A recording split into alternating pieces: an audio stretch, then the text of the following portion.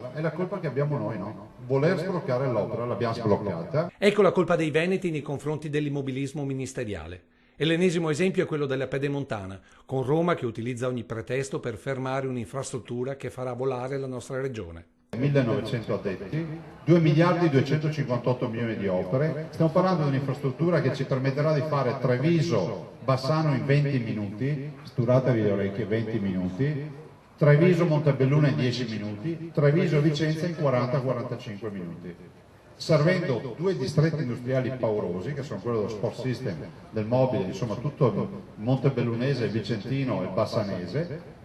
Un'infrastruttura che è voluta, che vuole la stragrande maggioranza, se non la quasi totalità dei cittadini. Non c'è un comune che ha votato contro e il ministro ci manda la procura e i carabinieri come se fossimo dei delinquenti. Perché non può essere che un pretesto, un video confrontato con tutti i documenti peraltro pubblici che il Dicastero per l'Ambiente poteva chiedere sui rifiuti emersi durante gli scavi.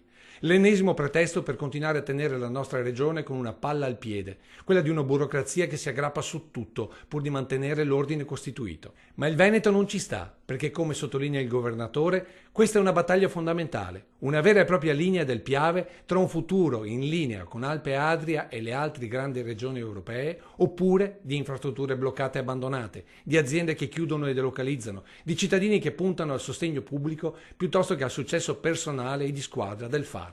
Ecco la diversità tra i veneti e chi vuole fermare la Pedemontana. Fare e non bloccare, per dare un futuro alle nostre comunità.